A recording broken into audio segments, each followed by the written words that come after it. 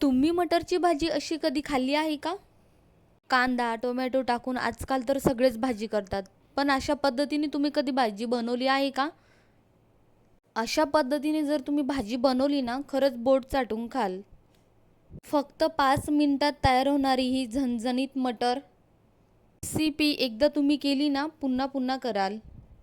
Video कुठेही skip करू नका. मी या व्हिडिओमध्ये तुम्हाला 4 ते 5 सिक्रेट टिप्स सांगणार आहे, जेणेकरून भाजीला छान टेस्ट येईल, तुमची भाजी बिघडणार नाही. मुलंही आवडीने खातील आणि मोठेही आवडीने खातील. विहान अँड आई व्लॉग या चॅनलला अजून सबस्क्राईब करेल नसेल तर नक्की सबस्क्राईब करा. खरंच यूट्यूब फॅमिली मला खूप छान सपोर्ट करते, माझी रेसिपी बघत आहे. थँक्यू. असाच सपोर्ट राहू द्या. चला तर मग सुरू करूया.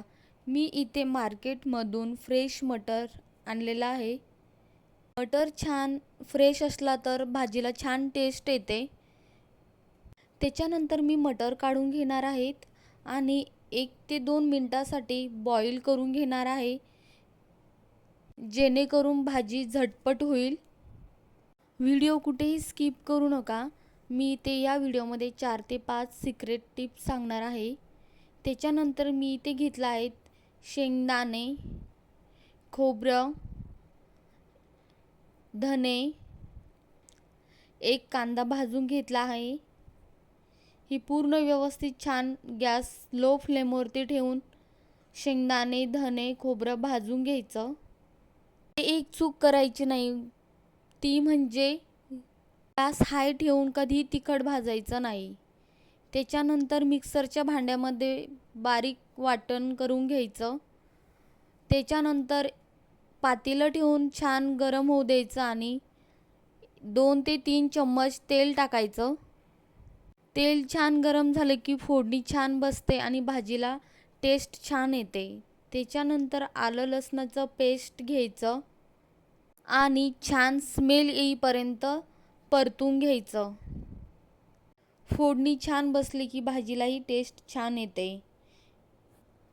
लसूण छान परतून झाल्यानंतर इथे लागणार आहे मसाले: लाल तिखट, घरचं मिरची पावडर, एव्हरेस्टचं लाल तिखट, गरम मसाला, हळद आणि एक मी सिक्रेट मसाला घेतला आहे,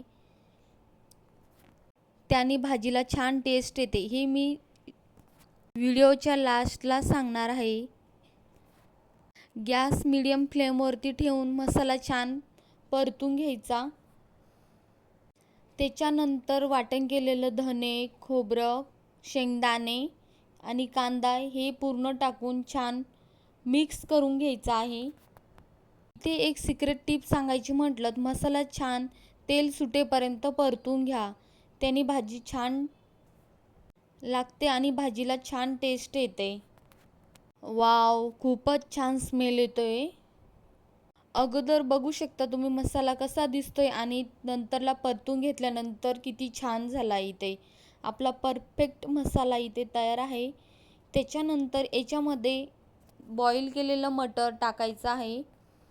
हेही 1 ते 2 मिनिटासाठी छान परतून घ्यायचं, जेणेकरून अजून भाजीला छान टेस्ट येईल. मी इथे गावाकडच्या पद्धतीने बनवले आहे. नक्की अशा प्रकारे तुम्ही मटर ट्राय करा. त्याच्यानंतर इथे तुम्ही क्वांटिटीनुसार पाणी घालू शकता, हे छान व्यवस्थित मिक्स झाल्यानंतर. नाहीतर तुम्ही इथे टिफिनसाठी सुकी भाजी पण या टाईपमध्ये बनवू शकता. अशीही छान लागते खायला भाकरी किंवा चपातीसोबत. मी इथे क्वांटिटीनुसार पाणी घालणार आहे. इथे बघू शकता तुम्ही. वाव, किती छान भाजी तयार आहे इथे. अजून माझ्या यूट्यूब चॅनलला सबस्क्राईब केलं नसेल तर नक्की सबस्क्राईब करा. त्याच्यानंतर चवीनुसार मीठ टाकायचं आहे. वाव, काय सुंदर रंग आणि सुगंध आलाय, मस्त, एकच नंबर. त्याच्यानंतर तुम्ही इथे कोथिंबीर पण टाकू शकता. इथे आधी एक्स्ट्राचं पाणी टाकायचं, जेणेकरून याच्यातला मसाला शिजेल आणि मटरही छान नरम होईल. इथे बघू शकतो तुम्ही शिजल्यानंतर किती छान भाजी इथे तयार आहे. जर तुम्हाला ही रेसिपी आवडली असेल तर व्हिडिओला लाईक करा आणि अजून अशा झटपट रेसिपीसाठी चॅनलला सबस्क्राईब करा. तुम्ही ही रेसिपी करून बघितली तर कमेंटमध्ये नक्की सांगा.